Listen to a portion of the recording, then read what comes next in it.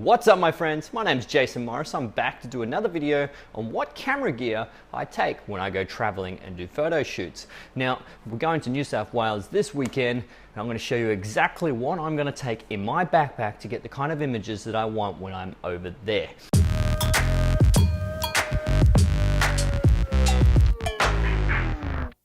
So one of the most lenses that I use is the 24 to 72.8. Now, it's probably one of the most versatile because I do a lot of landscape photography with this one, and I do some portraiture photography with this lens as well. I just dropped it.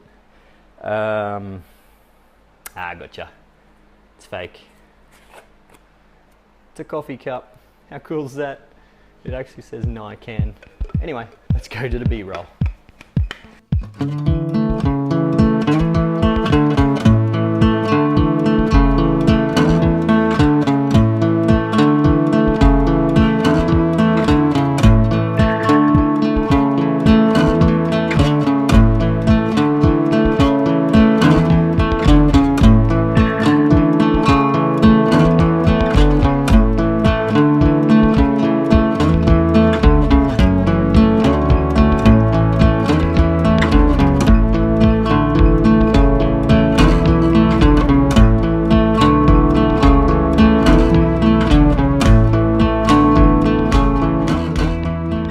Welcome back guys, and I'm gonna just quickly run through exactly what kind of camera gear I have in my bag. So the main workhorse is the D750, my backup camera is the D5200, sometimes the 7200. I'll definitely take a couple of extra batteries, which is a really good idea. And then next I've got the 85mm 1.8, and then the 24 to 70 Tamron 2.8. Got the 50mm 1.8 by Nikkor, and then the Nikkor 1J5 with a bit of compact photography there. You can take that in your pocket and put it wherever you want. F/1 adapter, so I can put my full frame lenses on it. The Gorilla Pod is definitely really handy to use. Got the speed lights and some cleaning gear. You definitely need the cleaning gear. You'll need that for pretty much any kit that you have. And then you can see down there in the bottom right hand corner, I have a remote. So for the remote, you definitely need that for the long exposures, just like the top tripod there. You really need a steady tripod if you're going to do long exposures on landscapes, and you'll definitely need these filters on the right hand side there, especially to make it, you know, a couple of stops darker for those really long exposures. And you can see there I've chucked in some of my business cards. Now, onto the bag, you can see here in this pocket, you can put your camera in the middle one here. So this is a Kogan bag. I'll put the link in the description below. That's the F/1 adapter with the Nikkor 1J5 right there. And then take out the 85mm, fits in nicely right there. Speed lights, attachments on the hot shoe. And obviously these are the filters that you can chuck on, ND filters. And then in this front little pouch, you've got the SD card slots or SD card holders. You can put anything else in there if you really wanted to. Just close that up right now. And then we'll go on to the top pocket here, which will generally have your little air cannon with speed light there as well. Just a nice spot, and just with the speed light.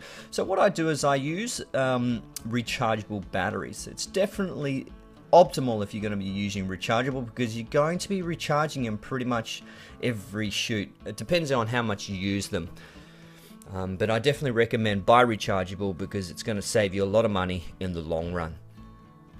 And then in the top pocket is where you put the cleaning apparel and all that sort of stuff. So with this one, it has a little duster at the top there, and then the little cleaning hard point there, felt point. Now this thing is absolutely amazing. It has so many different attachments that you can charge different pieces of equipment. I always take that with me everywhere. So this compartment, you can actually put your clothes in there, which is generally what I do. If you had a Mavic Pro or a Mavic Air or a Spark, you can chuck that in there as well with your clothes. Or you could just put some extra camera gear in there if you wanted. And in the bottom, I've got a reflector. You can see there, I always take my reflector on photo shoots. And then you can also put your laptop in that position as well. So I put both of them in there and close it up. It's nice and compact. So that's pretty much everything that's in my bag. Minus a couple of little things like little USB attachments and definitely hard drives, taking hard drives. Just be careful of hard drives. You do want to back up your backups, as everyone keeps saying. I usually put some headphones in there as well, just so I can get some audio going.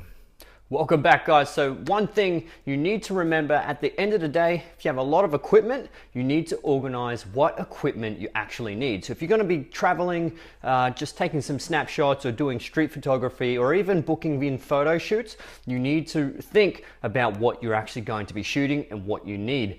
There is one good app that you can actually use and download for free, which is Jared Pollan's My Gear Vault app. The good thing about this app is that you can actually put all your camera gear into this app and then log it in completely, everything, serial numbers, take photos, dates that you bought it, the price that you bought it from, even take photos of the receipts, which is really cool.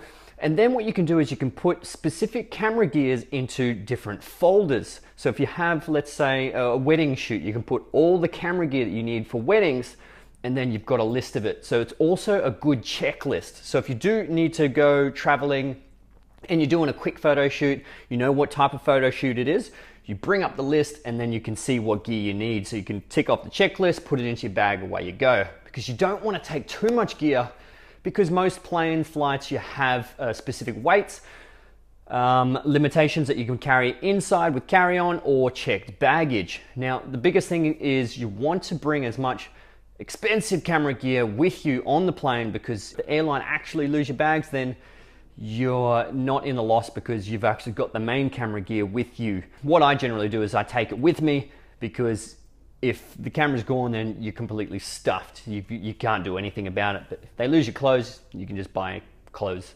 anywhere you go. So just the biggest thing is tick off that list. Don't forget things like chargers and SD cards. You are stuffed. I mean, you can buy them in specific locations anyway, but you just don't want to fork out money for stuff that you've already got.